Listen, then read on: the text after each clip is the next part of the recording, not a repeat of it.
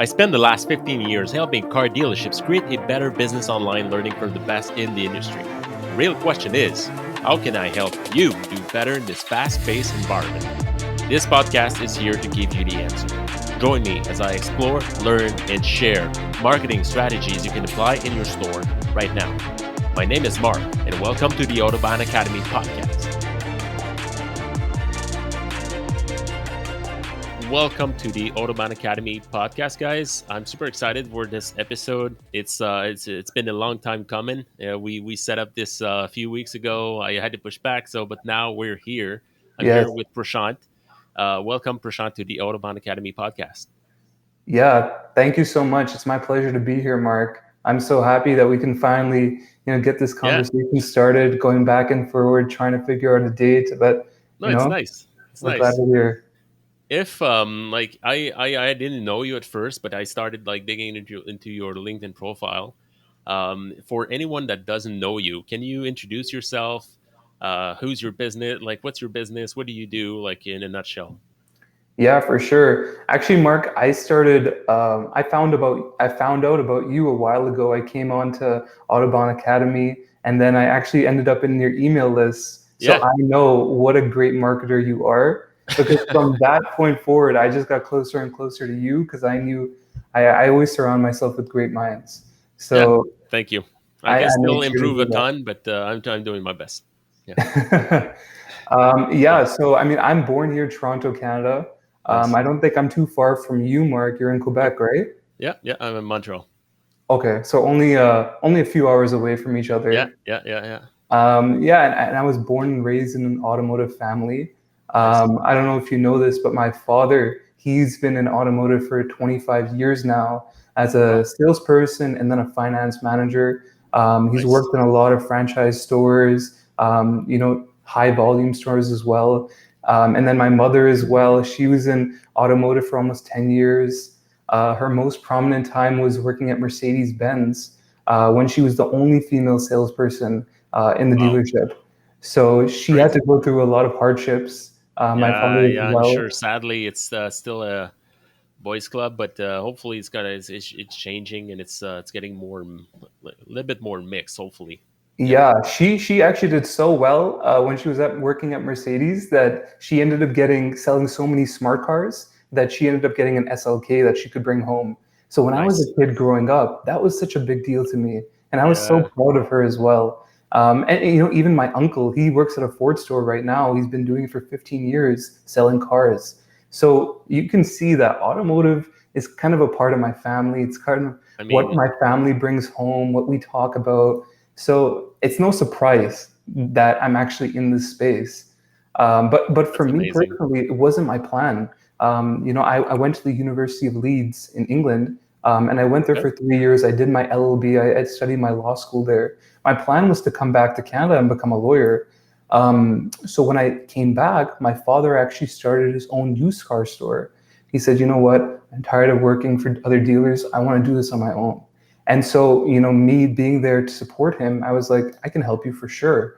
But you may think that, my daddy owns a dealership. So then he gets this privilege, he gets this, he gets that. But it's actually the other way around. My father was tough on me, and we started right from the bottom. I was washing the cars on the lot with a hose. And then I was, putting the plates onto the cars in the back of the cars for the other salespeople when they did their deals. And soon I worked my way up into actually talking to customers. And at the time we were getting these paper leads. We were actually buying leads from third-party providers, as well as, trying to attract whatever type of customers we could to the store.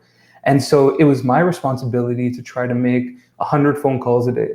That's what they said, 100 phone calls. Doesn't matter who you call or what you say, just make 100 phone calls, right? And at the time, I was only able to accomplish maybe 50 because the way that we were doing this whole lead follow-up thing was completely unmanaged. We'd get the leads through email, and then we'd print out all these leads, so we'd have a giant stack of papers. And then I'd have my stack of papers with me, and I'd have my headset on, and I just go through my phone and just start calling one lead after another. It's You know, like just a like cold in, calling in the movie Boiler Room. them. Just Yeah, dragging exactly. calls. Oh, and it Gets was sweating. your I skin was thicker for sweating. sure. That's Yeah, a great experience for sure. It's tough. It's tough. But at some point, is it just me, or you get kind of get used to it and you don't take it like personal anymore? yeah. I mean, Like calling you so know, many people. the more phone calls you make, the easier it definitely gets. But at the time, it was quite discouraging because I would be making phone calls, maybe send a text or an email afterwards, and a lot of leads, they wouldn't pick up the calls. I Yep. try to follow up with them, not much would happen. And we came to realize that the rest of our team was struggling and was challenged with these responsibilities as well. So that's when we took it upon ourselves to really find a way to manage these leads better. And so then we actually developed our own CRM, which now helps us manage customers. And it made it so much easier to hit those sales phone calls again and again, day after day, and really remember what was being said on those calls. Because I was literally writing on the piece of paper just notes at the same time. And then I would look back at it later and I wouldn't even recognize my own handwriting. I'd be like, what did I even write here? I don't even remember what I was saying. And so it Oh, for was sure. it was it was a mismanaged process and it wasn't working well for us. But then finally, when our CRM was in place, we were able to conversate with customers. Things were going well. But when we came to realize that we were spending way too much money on our leads. We were buying them from third parties, and although we were promised qualified leads, we were getting old recycle leads. And we weren't Yeah. the only ones out there to get, like mistrusted and misguided by other lead companies. And we couldn't handle it anymore. Actually, we were losing money because we were spending so much money on our marketing that our Yeah. closing ratio was not close enough for us to actually make money. And so then I took that responsibility on myself and I hit the books and I said, you know what? We're going to get our own leads. And so I learned Facebook marketing Good inside for out. you. And Yep. yeah, on my own, just learning online and trying to figure out different ways through Ad Manager to create all these different types of campaigns. We were literally running thousands of campaigns at the time, trying to bring in these subprime type customers who were looking for credit rebuilding, because that was what our niche was. And so soon after a certain point, we really got that cost per result as low as we could. And we were proud of the results we were bringing in because we were actually getting qualified customers for the first time ever. And so then It's that's nice. actually, It's got to be a great feeling though, because just if I may, it's funny yeah, because I absolutely. was recording another episode, like a podcast episode earlier, which you caught like live. Yeah. But it's funny because we were asking a question and chatting about, is it like relevant to hire someone like outsource our marketing as dealerships, or do everything in the house? So this is a super good example of what you did. You were having issues with the leads you were buying because you were trying to buy leads. What was it for? Finance? Was it for used new cars? What was it? Well, yeah, we had a used car lot, but Yeah. Okay. mostly it was for credit approvals because we Yeah. worked with Okay. bad credit type of customers. So Yeah. they were just looking for a good approval. And so we were helping them with that and then also with the vehicle after that. Okay. But yeah, I mean, it's because the dynamic of my position at the store was a Hmm. little bit unique, where I took the success and the failures of the team on myself. And when I actually, saw that my team was struggling, we wanted to fix these things in-house and not have to rely on other people. And I feel like that's one of the reasons why we were able to, take that store and really turn it into a high lead selling type store.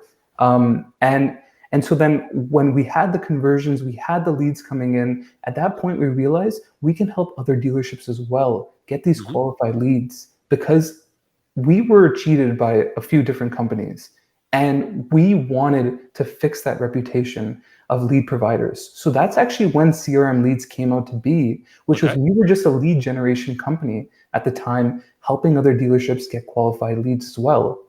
And we really genuinely thought that when a dealer had good qualified leads, that would result in more sales at the end of the month. And we soon came to realize that that actually wasn't the case. That even though we were giving them the exact same real-time qualified leads that we had of ourselves and we were using and converting at a high level, the other stores out there were not able to do so. And we really thought about what the heck is going on here, because we're doing our best, we're giving you the same leads, but why are you not able to get in contact with them? Why are you not able to get the appointments? Why are they not showing up at your store? What is going on here? And that's something we could not control with the other stores. And so then we look back and we realize that it's really our sales process that we have in place, that what we do when that lead comes in from first contact to delivery of the vehicle and even afterwards, it's that relationship that they're building that is so important. And it's something that can take so many different turns and so many variables in place, that it's really something that, is just, if you're a good salesperson, you're a good salesperson. There's really no one way or other to say about it. And people were, these stores are really struggling to get those leads done, those leads converted. And so at that point, we said that we want to help dealers not only get that good qualified lead, but also help them convert those leads at the highest possible rate. And since then, we've been working with a handful of stores across Canada, and we're very lucky to be working with them, helping them discover unique ways through technology to actually be able to increase their closing ratio at the end of the month and make more sales with less money being spent. Let me ask you a question.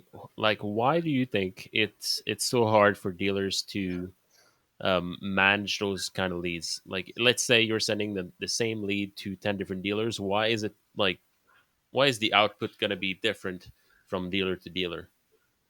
Well, you know what, Mark? That's actually a good question, because we know that our customers, when they submit a lead form, they're not just submitting a form to one specific dealership.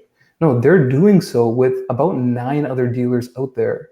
And so it is quite literally a race to get to that lead as soon as possible and show them that you are the right person to help solve their problems, right? And a lot of the times, if you take a little bit too long to get in contact with them, they're probably being helped or being taken care of by your competitor, which is one of the reasons why, if you don't create that great first impression right off the bat, then odds are your odds of qualifying the lead actually go down significantly as time goes on, right? So I feel like that might be the reason why, And let's say you were saying, is it always 9 car dealers getting the same lead, or will that vary? So the study actually shows that when a person submits a lead form on your website, they're visiting 9 other websites as well.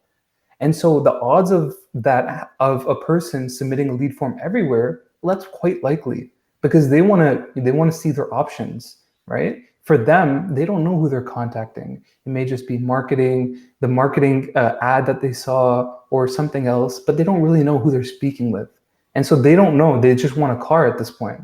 So it's really about who can get in contact with them the soonest and help them solve their problems. It's interesting because, like, is it like, are you sending the same leads to 9 different people, and the first that gets it kind of shuts off the clock, or like, is it like everyone gets it and has a shot with the customer? How's that work? Well, you see, in my own experience, what I've seen and what I've seen our other salespeople doing is, if they're too late to get to that first call, even if they end up getting in contact with that customer, they call them a few times, they pick up, they say, you know what? I've already spoken to another salesperson, another dealership, Mm-hmm. and I told them I wouldn't do anything. And what happens is, in their mind, they're already being sold that other store is the right people. And a lot of the times, they won't even pick up your calls. They'll say, you know what, I trust these guys, I want to go with them, and they'll just avoid every other store out there, right? So the odds of you engaging with that customer and really converting them into a qualified buyer after other dealerships have done so is very, very low. Unless, of course, they were wronged by that dealership and now they want to come back and do the right thing with you. But it's a very slim situation. Yeah. No, it's tough. It's a rough market, and like if I may ask, what's the model? Like, do you guys like would you charge like let's say a dealership that wants to be a client of yours? How do you get them to use your service right now? Now, what's the is it like a monthly fee, fixed fee? Is it like per lead? How does that work? Yeah, so I mean, dealerships who work with us, it's all performance based. And Yep. it's performance based on our ability to help your dealership sell more vehicles every month. But it's also performance based on the sense that your team needs to be able to consistently be working and trying to follow up with these customers. And so we create holistic ways of being able to increase that lead to sale closing ratio. And so it's on a month to month basis. Because as long as you guys are performing well and you see the value in all of the customers that are coming back to contact you and the amount of closing ratio that's going up, at that point, it's truly a month to month type of system. So we don't charge any long-term contracts because we know that dealers who start working with us will start seeing results right away because Okay. everything is pre-built and ready to go. And what's the like what's the opportunities some like dealers have in this market right now? Let's say like let's take we're in June 2021 right now. Inventory is scarce, both on new and used cars. Like prices have gone up. What's Mhm. the main opportunity for car dealers from your perspective, working with other dealers in Canada with your tool? What can they do right now to make their business better?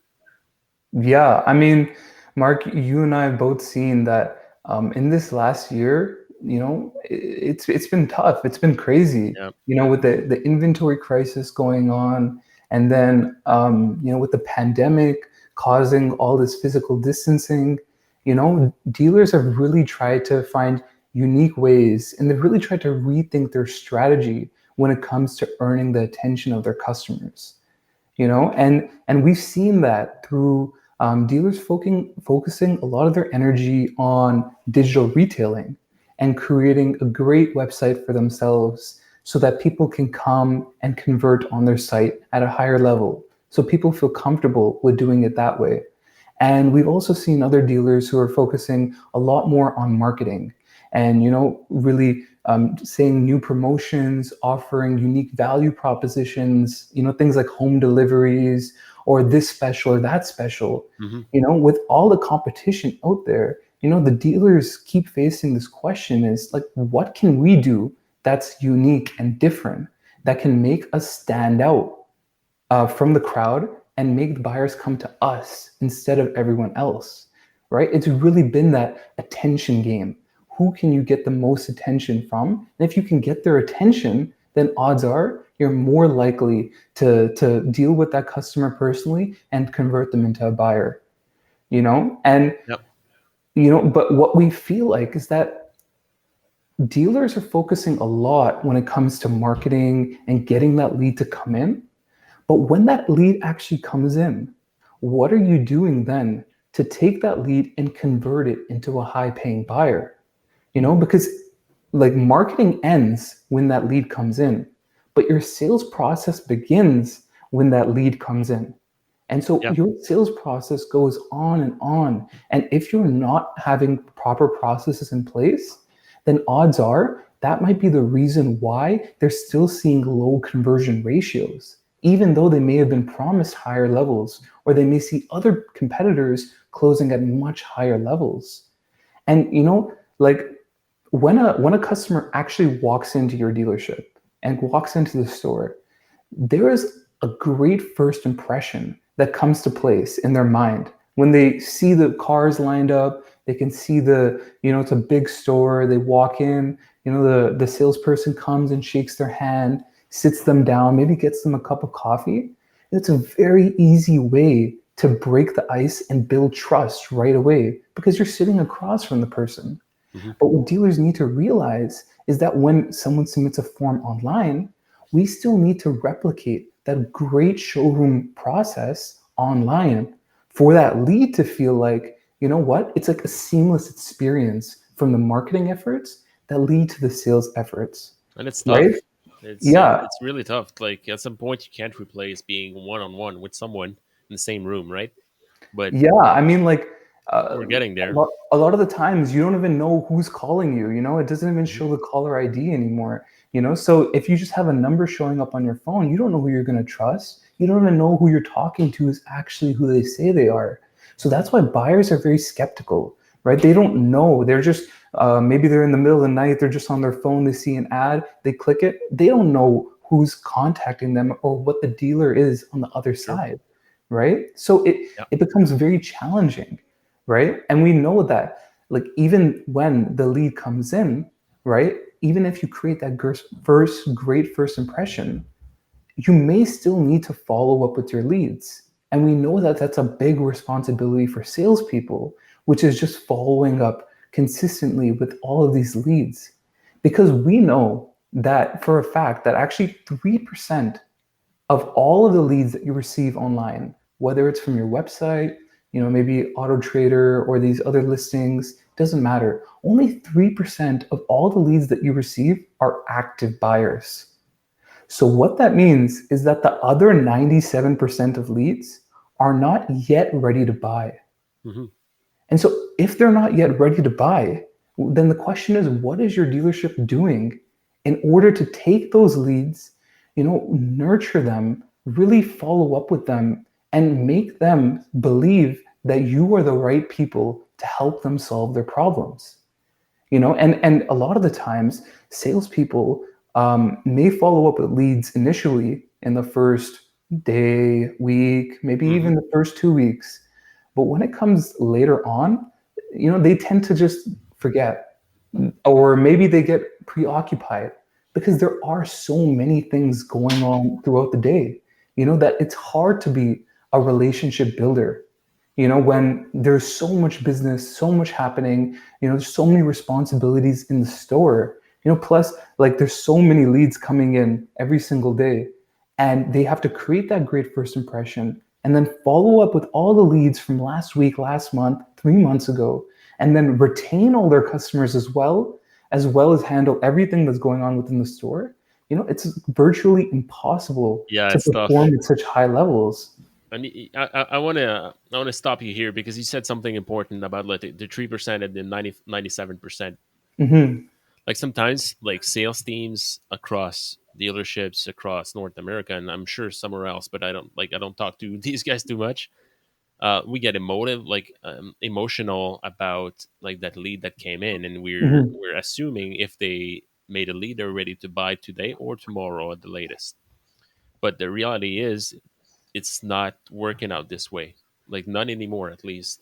Like it's Hmm. so easy to submit leads to get information and get a feel. And some people are trying to get info, and some other people are trying to get some kind of a feel of how they're going to be treated if they go at your store. So I Right. But think it's just really important to keep going. Like put your head down and just keep going with email, with SMS, with phone calls, with whatever tool you have to make the experience better. And over time, just like you said before, like hopping onto this call, it's we've been in touch for a long time, but we just decided to meet today. We never met, right? But we spoke in the past, and then you were like watching a few things I did, but I just kept going, and this is how. In this case, in our case, for me and you got yeah, drawn to me, and it's the same freaking thing with dealerships. Just exactly. I'm just Yeah. using this example, so No, no, yeah, definitely. And I guess it's true that everyone really is at their own place when it mhm. comes to their Yeah. buying journey, right? And when dealers start to consider that, people may come from any type of background, but the odds of a person being, fully ready to buy that vehicle that they just saw in your ad right now, it's quite low. It's quite an unlikely scenario. And it is a little bit different depending on how people are attracted to you and who your audience is. But Yeah. normally the buying cycle for car dealerships can take anywhere from a month to up to 3 months to even 6 months long, right? Yeah. And some people may just be considering that, hey, my car is starting to get a little bit old, or I'm not, I might not need it yet, but I am thinking about it. So we have to make sure that the dealership is in the customer's top of mind, so that when they are ready to buy, they're going to remember that there is a salesperson out there who is really trying to earn their business and is really trying to become like a friend to them. In a sense that, they're working so hard that, I want to give them that chance when I am ready to buy. And those are all of those leads that dealers tend to just push under the rug and just forget about, because we're used to dealing with the low hanging fruit, right? Human nature. Right. And it's easy. Why not, right? You should be working with the easy deals, right? Because that's where your attention is deserved right now. But we know how important it is to follow up. And so because of all these responsibilities, salespeople are just like overwhelmed with the amount of work that they need to do. And because of that, their productivity is quite low because they're wasting their time, trying to craft the next best message or try to follow up with the same lead the 15th time in a row. They get quite discouraged as well. Because what am I going to say now that's going to make this guy change his mind? And so that's the few causes of human error that we can see and we can resolve if we have strong processes in place, right? And the issue is that management can't do much either. In my scenario, how was at my store, if nothing is recorded, if management doesn't know what is being said or how it's being said, then they don't actually know what to fix. They can't see what's broken. And so, you don't know what your salesperson is saying to all these leads in order for them to get this type of result. So how can you resolve that? Well, it becomes very, very challenging. Like we know that in the store, when someone walks in, the manager is there. They can supervise, they can look over, and then they can train them afterwards and even take over the deal if it becomes challenging. But management doesn't have that access when it comes to the internet leads, which can be quite challenging. No, it's funny because it's just at the end of the day, I think it sounds simple, but it's not easy. Mm-hmm. It's just sharing the best practices among like teams and everything. So depending on what process you're using, what tool you're using as well. In fact, it was a premise before, like with Autobahn Academy. I just wanted to share like a few of like good things to do, right, from Mm-hmm. dealers and other trainers in the industry.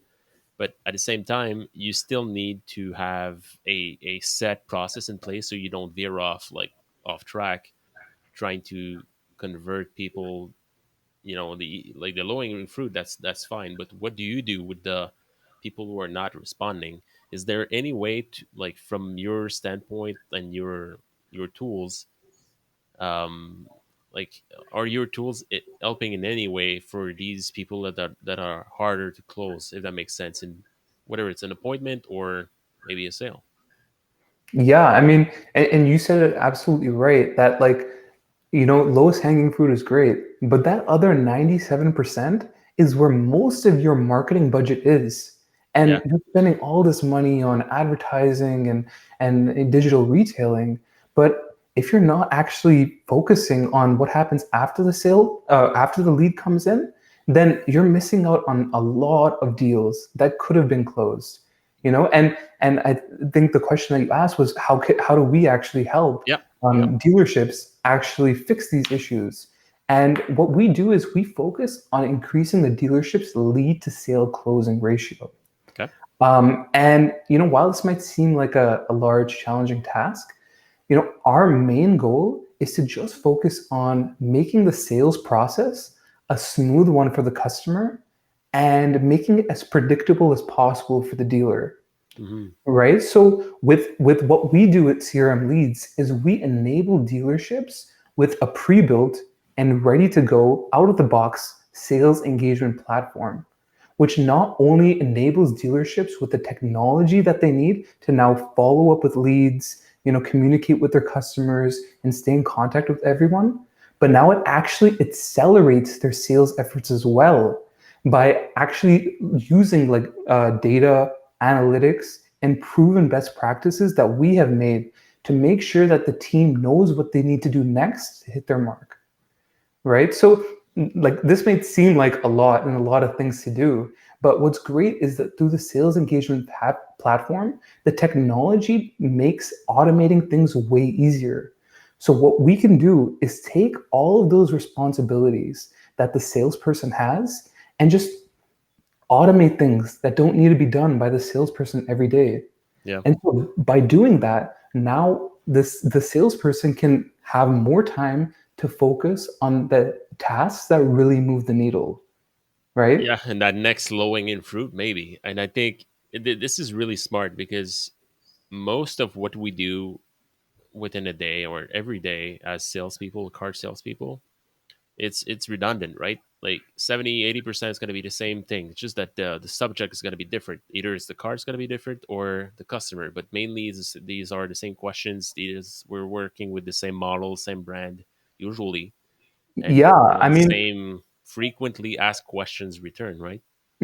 absolutely. Right. And like I personally have seen salespeople just wasting so much time trying to craft this next perfect message to follow up with them. And Mm. you can take like hours throughout your day just Yeah, to that follow makes up with sense. leads that, you know what, you have walk-in customers, you have, ups from the store, internet ups, you have all these things going on. So like, it's just way too much work for the salesperson.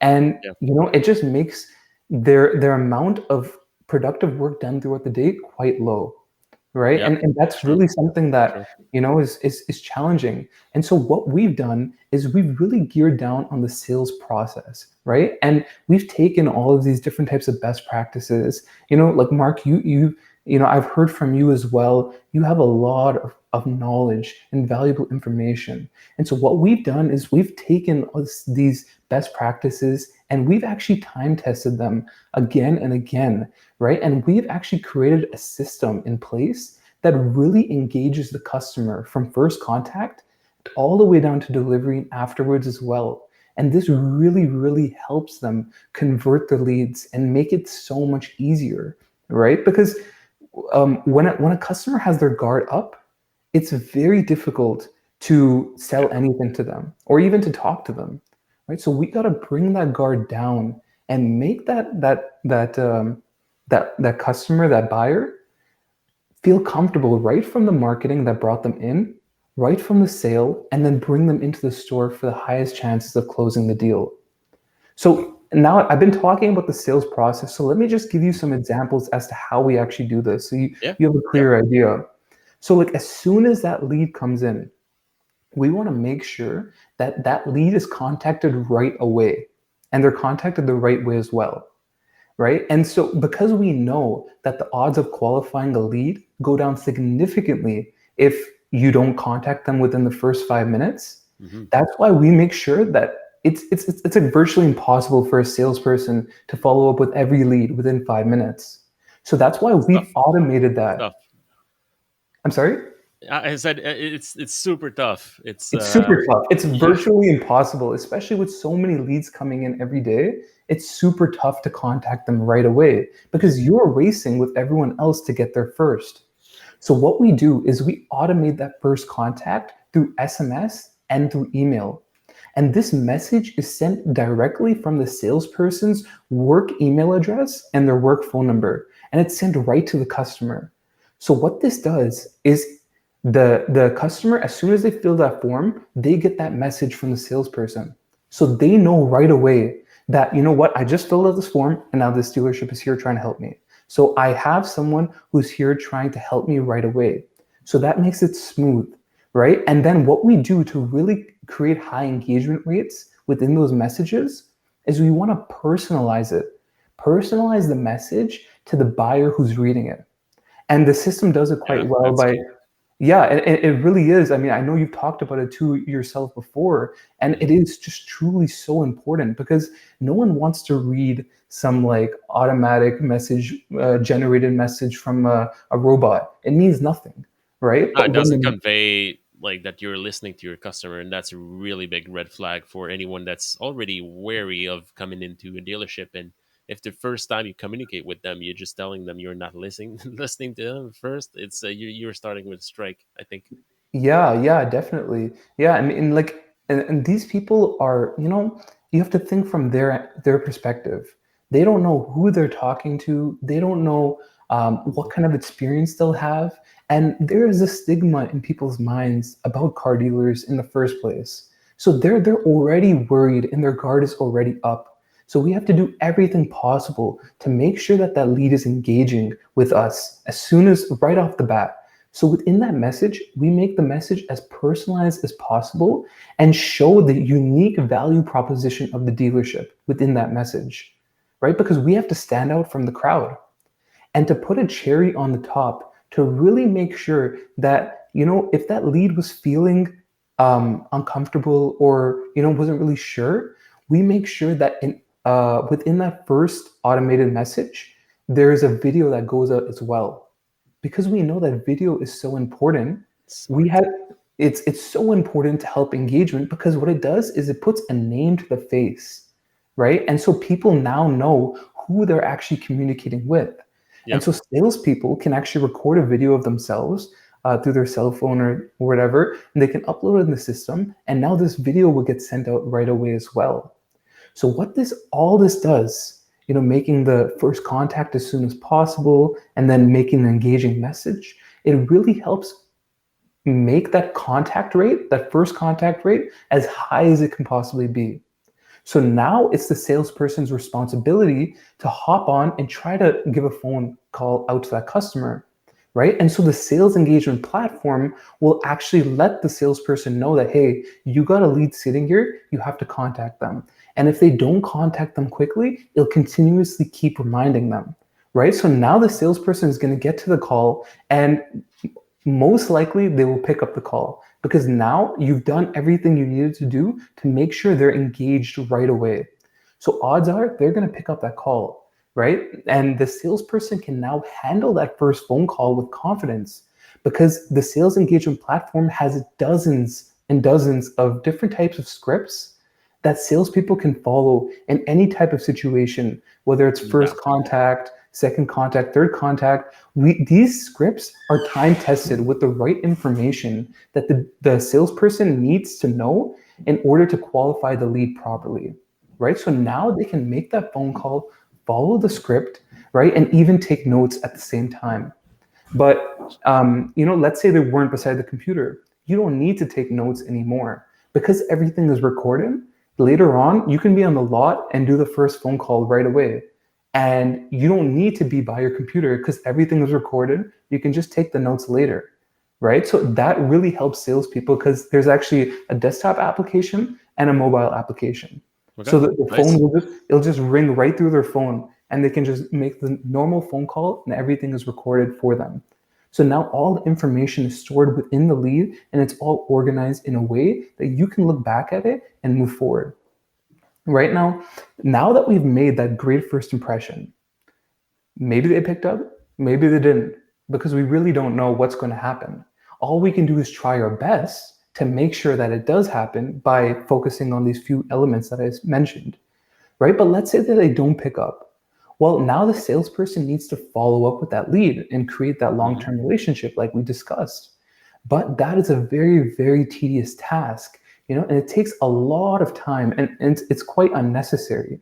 So that's why we've automated that follow-up as well. So the sales engagement platform has pre-built, like already made and scripted out follow-up sequences through SMS and through email that will, just by clicking a button, the salesperson will be able to follow up with that lead through their own email address and phone number on a consistent basis, to try to nurture them and to bring them back into a conversation with them when they are ready. And so, I'm so happy that, I've seen such great results through these automatic follow-ups, because these sequences are built in a way that it doesn't matter where the lead is in the sales process. It can be a brand new lead. Maybe they fell off the sales cycle later on after you got them a credit approval or something. Or maybe it's a lead that needs to be retained long-term. Well, there are automatic follow-up sequences that are already pre-built. So what this is going to do now is that the salesperson, any lead that isn't responding to them, the salesperson can turn on the automatic follow-up, and they will be confident that hundreds, if not thousands, of customers are being followed up with consistently.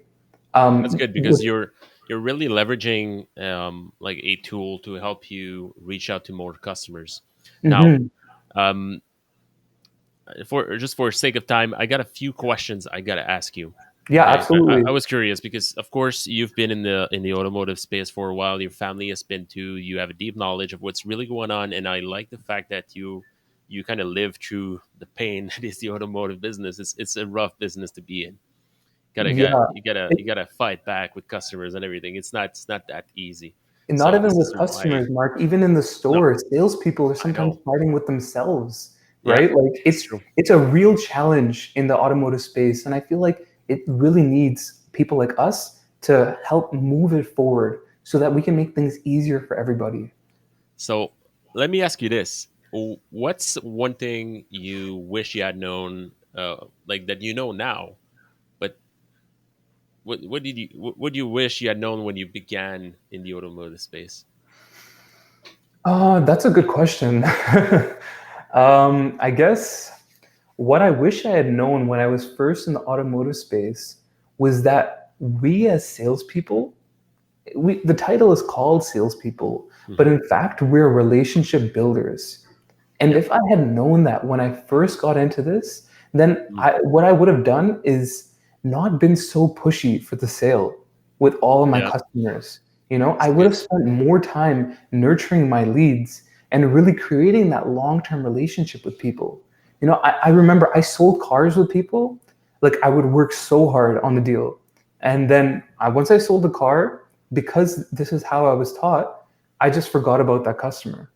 Hmm. And that's someone who I spent all my time and energy trying to build like a good relationship with them, and then I just leave them afterwards. So I wish I had known that I was a relationship builder, because then I would have really tried to retain people long term.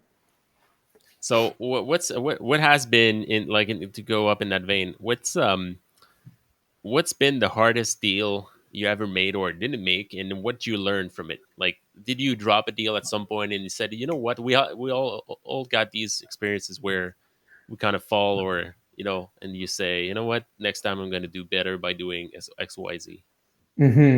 Yeah, well, I mean, because I was working with a lot of credit challenge type customers, Mm-hmm. there was a lot of times where, I would follow up with them. I'd work very hard to earn their business, but there may be one issue or another that made them feel like, maybe we're not the right people to help them solve their problems. Or I remember one deal that I was trying so hard. I worked on it for weeks. Worked with this customer because you know that with non-prime customers, if we're trying to get that credit application done, there's a lot of paperwork that needs to go back and forward, and working with the banks and making that deal work. So I would say that working so hard on a customer and then losing them last second, that hurts so much, Yeah. especially when you spend so much time and you really get invested in that person, and then for you to call them afterwards and say, you know what, buddy, I'm sorry, we couldn't get you approved on that Mm-hmm. vehicle. It Sucks. really hurts, but the good thing is we taught how to rebuild credit, and we taught that we had a great credit rebuilding program, and that's something that we helped a lot of our customers with. And so I would say that, Mm-hmm. um, I wish that I started telling customers right away what we do different than other dealerships and how we're going to help them right off the bat. Because if I wait till later on and then things get all messed up later, then it's a big waste of my time and their time as well. And that's Yep. not fair to anybody. Yeah, respecting their time and offering them like a value add position, like helping them with the credit, that's amazing too. That's one thing, and I think it's not gonna go away because, like, in your case, you're not only dealing with subprime clients anymore, or but I think it's a segment of the market that's gonna keep growing. That makes sense. But Yeah, yeah, absolutely. I mean, and used car business is continuously growing as well. And yeah. I feel like although automations are great and technology is helping Mhm. people, it's only going to remain helping people, do what they need to do, So I think you're absolutely on point with that. And in your perspective, like let's stick with finance for the sake of the question. in your perspective, what sets apart like dealers that are performing well, or like versus these that are not performing or just giving up? Let's stick with subprime for this for this instance.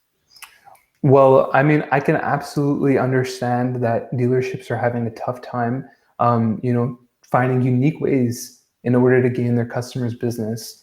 But I would say that, any dealership, any person, anyone who continuously and never endingly, works towards their goals, they'll always be able to achieve that, But with dealerships, like there is a lot that goes in to how a dealership is run and managed.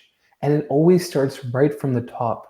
The rest of your team and the way that people view your dealership is all based upon how you, as a manager, as an owner, as a GSM, as a GM, treat your employees. And how, depending on how you treat them and what kind of culture you build with your sales team, that's what they're going to reflect on your customers, Hmm. right? And your customers will feel that energy. So if you only care about, making money today or that 30-day sales cycle, then you know what? Your salespeople are going to think like that too, and it's going to negatively reflect upon your customers. So I would say, That's good.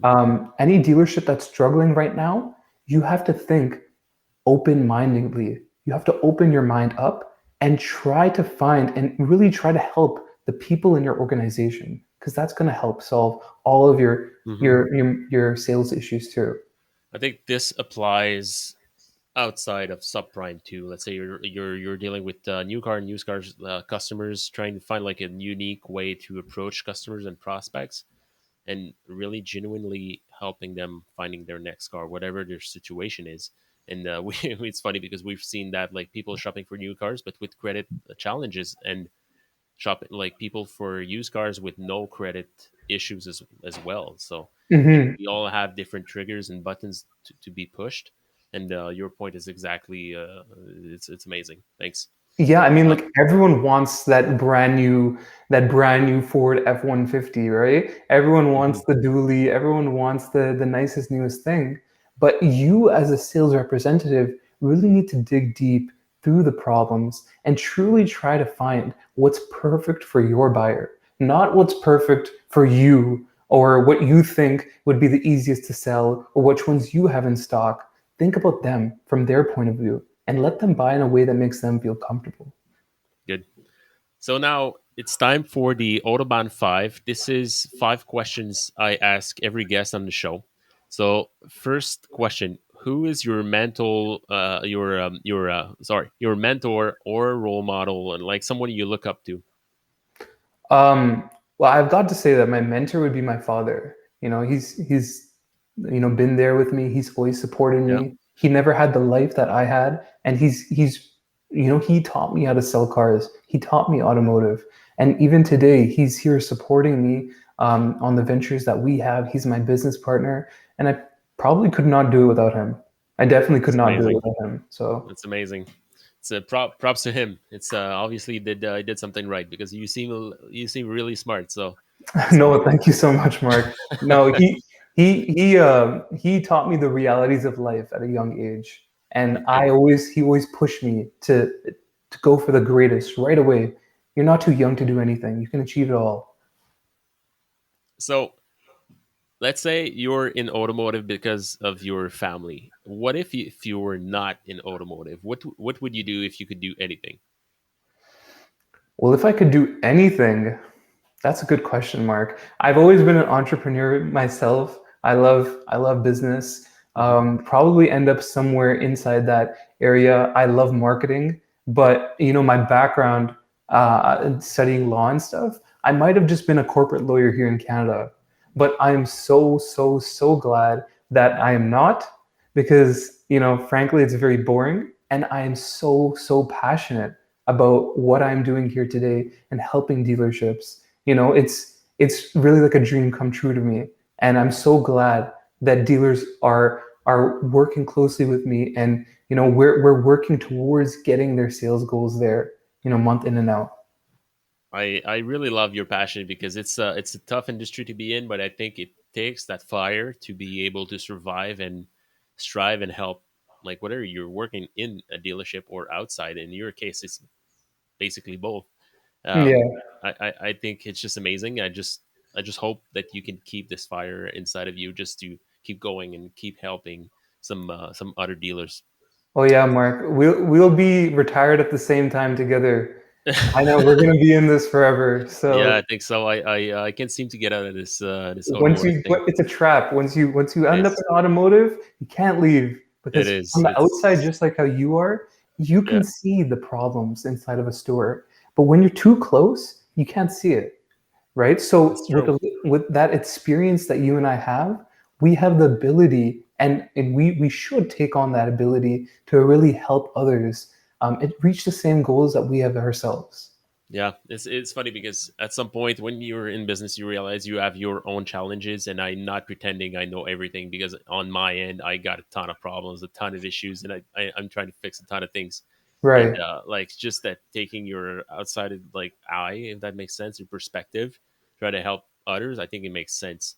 And I don't know. Sometimes I don't know if you feel this way, but I feel like an imposter. But at the same time, I guess, like, sometimes it's just clear as day what's really going on, and sometimes you're just not.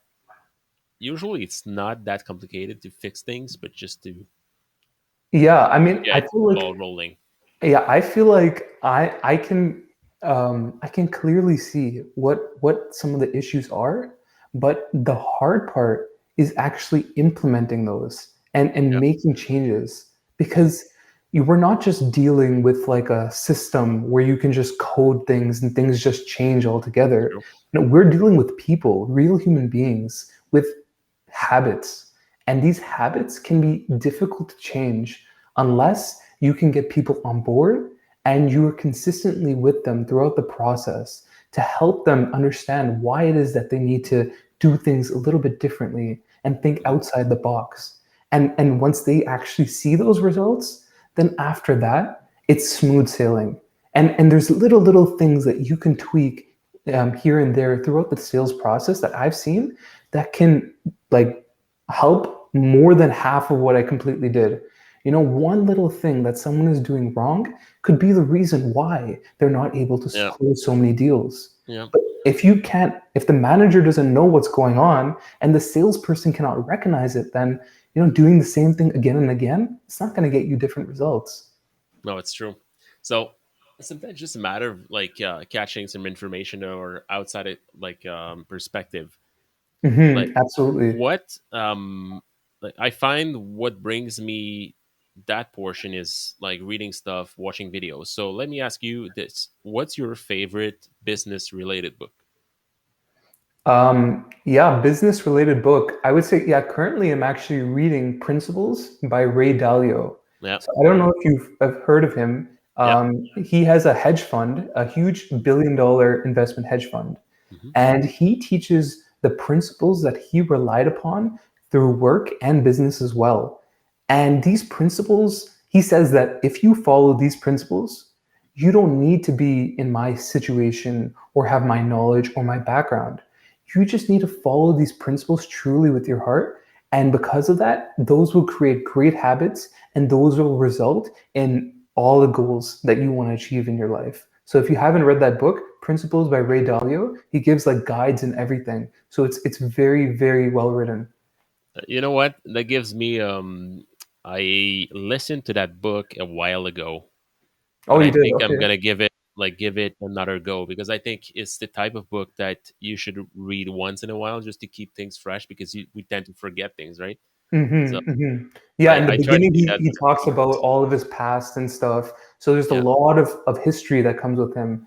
But the principles that he's created, I think there are things that we know about, but we don't yet believe them as principles and our core values.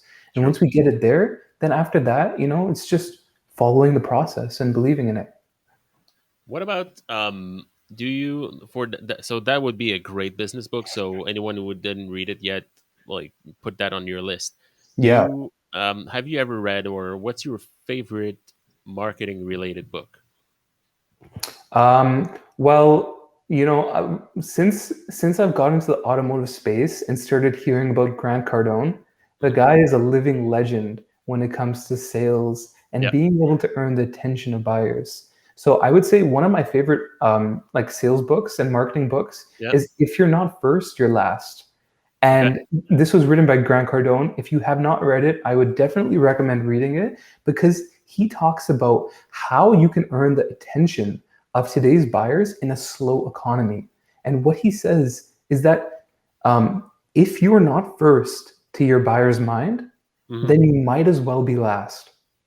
Because if your buyer does not think of you first, then if you're second, third, fourth, or fifth, you're probably as lucky as the guy who's in last place, right? Yeah. Yeah, and in this book, he really teaches you how to dig through the noise of all the other people and get directly into the face of your customers in slow economies. That makes sense. That makes sense. I guess, let's say you're in the middle of the pack, you're putting more efforts than the last guy, but the same results as the last guy. So I guess you're the big loser instead of. It makes sense. Yeah, I mean, you can't really see it. You don't know that you're losing when someone else is winning, right? But Yeah. you'll only win if you're the first person to come to mind. Because I need a car, who am I going to think of? Am I going to think of my cousin, my relative? Am I going to think of someone I saw on a Facebook advertisement? It's all a competition to get up here into your buyer's mind and really show up there first. Because if you're Yeah. first, you're going to get it for And sure. it works at like a higher level too, right? Because some brands are really more are selling a lot more vehicles than others. Hmm. Not to take anything away from anyone, but let's say you compare Toyota to, let's say, Mitsubishi, they don't have the same like the same numbers. So you'll see Right. people thinking about Toyota a lot more than Mitsu.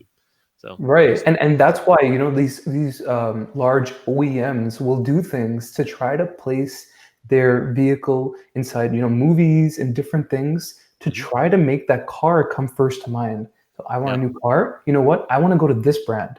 Okay, now I want to go to this brand. Who do I want to work with? Has there been a salesperson on my mind that I know about?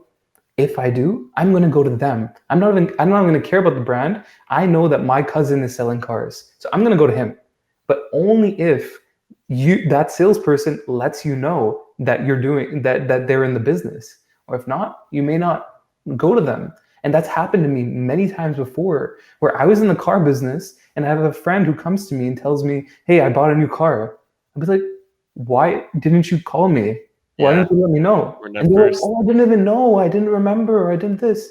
And I'm like, "Wow, if they had That's a good only point. known, Hey, I would have before gotten a deal."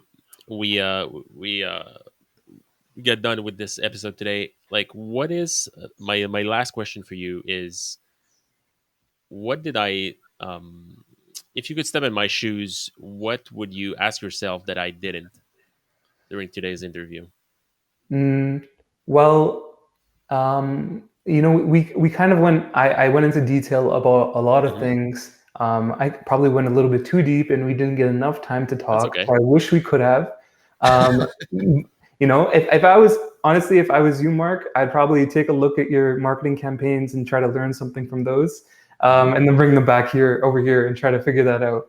But I can only learn from the things that you teach us, and there's so many things there. But I feel like what we haven't really talked about, and what you haven't really asked me, is what really sets us apart, Yeah. CRM leads apart from Hmm. all the other True. CRM companies out there. Great question. And this is actually a question that I get a lot of the time, right? Because people are like, a CRM is just a lead management tool, right? So Hmm. like, what are you guys doing that's Why different? you? Yeah, what makes us different? And what I want to make clear is that we at CRM Leads, we really have figured out a sales solution, right? As opposed to just a CRM lead management tool. And this sales solution will really just, the service is done for you. And so the whole product is ready to go and done. Other CRM companies require the dealership to come up with their own strategies and their own follow-ups and kind of put them in the system. And so there's a lot of time and energy and confusion onto what I should be doing to make this CRM actually work for me. instead of actually you working for it. So that's why we at CRM Leads create holistic dealer solutions for our clients. So that means that when they start working with us, they start using our proven sales process.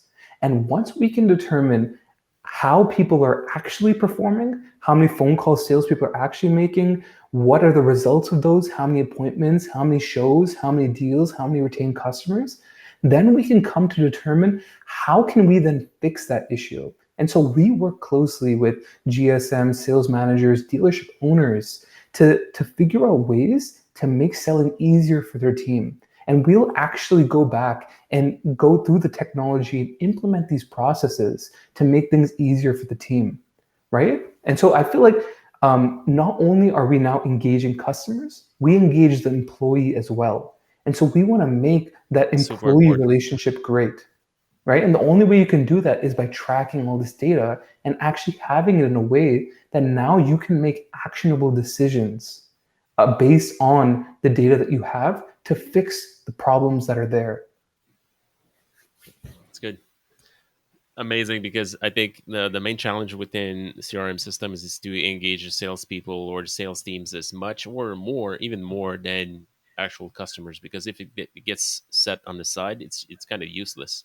It's a Exactly. frustration, and it's a pain in the butt, to be honest, if it doesn't work out for you guys, for dealers. So yeah, and that's most of super the time, important. Mark, leads are just sitting there, all right? Yep. And maybe you organize them, but you don't know what you need to be doing with these leads, right? And that's why our sales engagement platform, which I wasn't able to go through, but I want to just quickly, briefly tell you, is that this sales engagement platform helps determine high quality sales opportunities for salespeople. So now they can know exactly what they need to be doing with every single lead, how they should be talking to them and what they should be saying, and how they can do that for the best chances of results every single day.